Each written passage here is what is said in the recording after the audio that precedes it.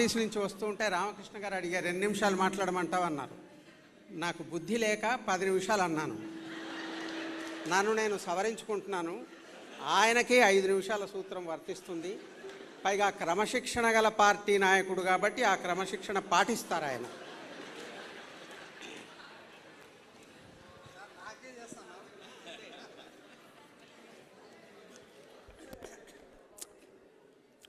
సభకు నమస్కారాలు. నేను అందరికంటే ముందుగా మన పుస్తక రచయితకు మనస్ఫూర్తిగా అభినందనలు, ధన్యవాదాలు చెప్తా ఉన్నా. ఎందుకంటే ఒకటేమో ఆయన పుస్తకం రాసినందుకు, రెండోది ఏమంటే ఈ మీటింగ్కి పెట్టి నన్ను కూడా పిలిచినందుకు.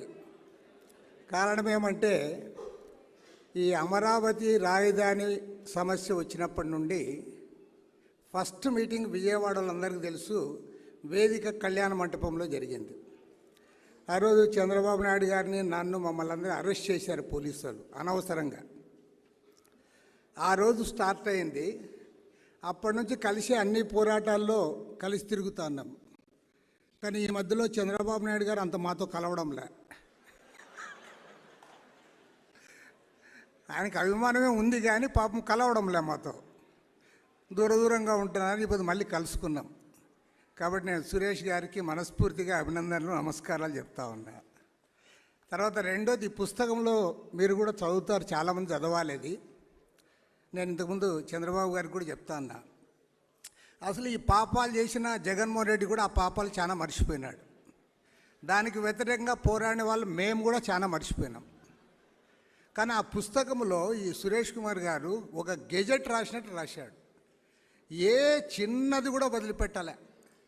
ప్రత్యేక హోదా మొదలుకొని గుంటూరులో అది శంకర్ విలాస్, ఆమె పెద్ద ఆమె ఉందే రంగనాయకమ్మ, ఆమెను సిఐడి పోలీసులు అరెస్ట్ చేసింది కూడా రాశాడు. ప్రతి చిన్నది పెద్దది ఒక్కటి కూడా మిస్ కాలేదు. జగన్మోహన్ రెడ్డి పదవి పోయిన తర్వాత ఆయన కూడా ఈ పుస్తకం చదువుకుంటే నేను ఎంత పాపాత్మను రా అనుకుంటాడు. ఇప్పుడు చదువుకోడు, ఎందుకంటే ఇప్పుడు అన్ని ఎమ్మెల్యేల ట్రాన్స్ఫర్లు, ఎంపీల ట్రాన్స్ఫర్లు అవన్నీ ఉన్నాయి. పదవి పోయిన తర్వాత ఖచ్చితంగా చదువుకుంటాడు. చదువుకున్న తర్వాత ఖచ్చితంగా అనుకుంటాడు, ఒరే నేను ఈ రాష్ట్రంలో 5 ఏళ్లలో ఇన్ని పాపాలు చేశానా అనుకుంటాడు. ఓకే, అది మాది, వాళ్ళు చేయాల్సిన పని, మాది కాదు అది. నేనేమన్నానంటే ఇవాళ నేను ఎక్కువ ఉపన్యాసం చెప్పొద్దని కూడా చెప్తాను. నేను ఒక్క మాటలో చెప్తాను.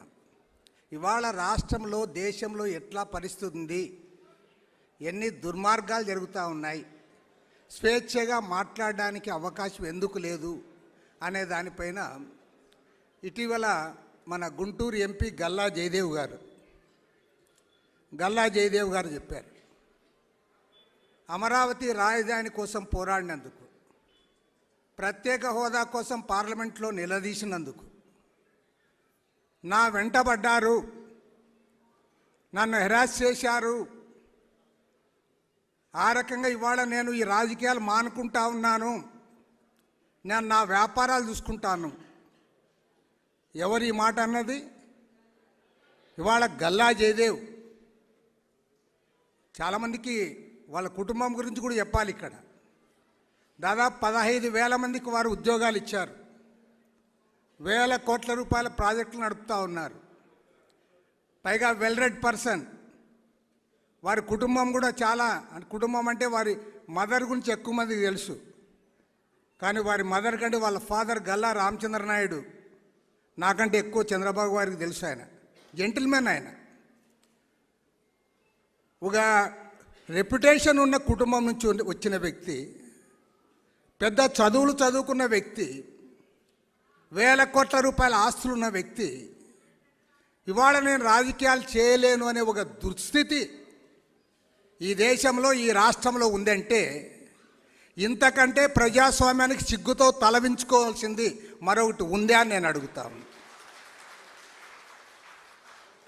పక్కా బ్లాక్మెయిలింగ్, ప్రతిదాన్ని బెదిరిస్తూ ఉన్నావు. జగన్మోహన్ రెడ్డి ఏమో సిఐడిని పెట్టి పంపిస్తావు. ఢిల్లీలో వాళ్ళని ఒకేసారి CBI, enforcement directorate, income tax raids, మామూలను కాదు, మంత్రులను, ముఖ్యమంత్రులను, మాజీ ముఖ్యమంత్రులను అందరిని టార్గెట్ చేస్తూ ఉన్నారు. ఇటీవల జార్ఖండ్ ముఖ్యమంత్రి రాజీనామా చేసిపోయాడు. ఇంతో ఢిల్లీ ముఖ్యమంత్రి అందరికీ తెలుసు, అరవింద్ కేజ్రీవాల్ అవినీతికి వ్యతిరేకంగా పోరాడి అధికారంలోకి వచ్చినవాడు. సమన్లు ఇస్తూ ఉన్నారు, జైల్లో వేస్తామంటా ఉన్నారు.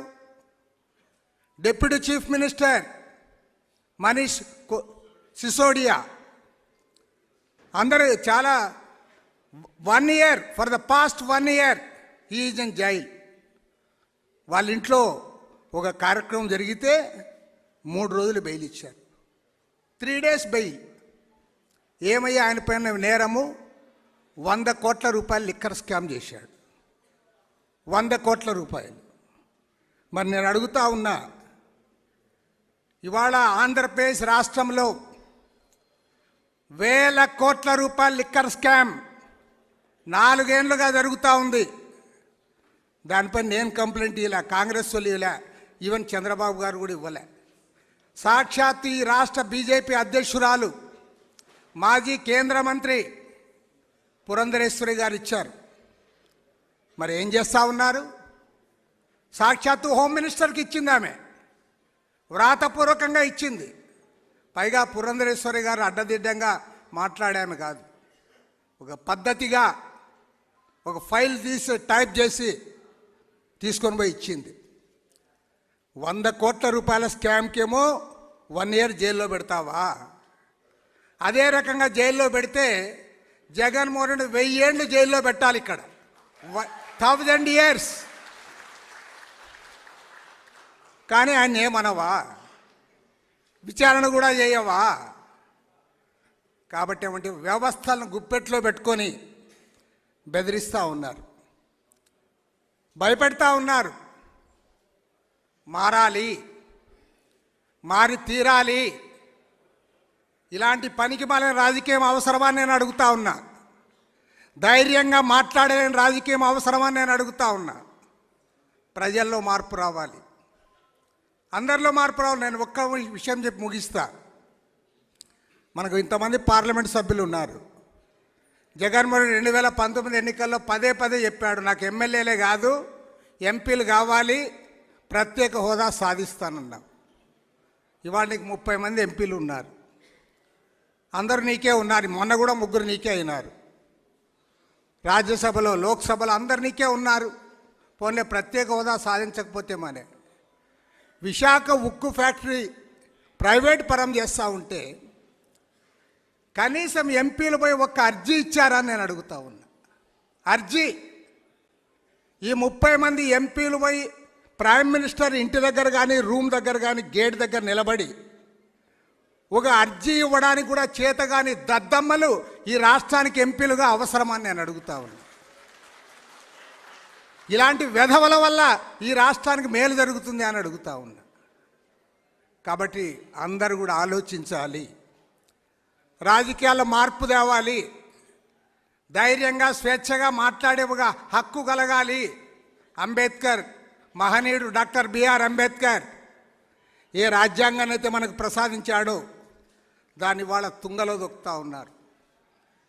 భయపడే పరిస్థితులు ఇచ్చారు, పెద్ద వాళ్ళు భయపడిపోతా అన్నారు. నేను అందరికి తెలుసు కాబట్టి నేను చెప్పదలుచుకోలే. ఈవెన్ జ్యుడిషియరీని కూడా కంట్రోల్ చేస్తూ ఉన్నావు.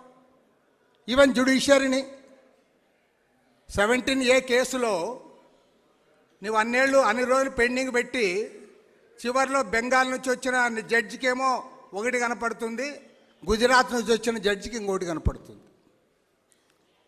అయినా ఆయన బయట ఉన్నాడు.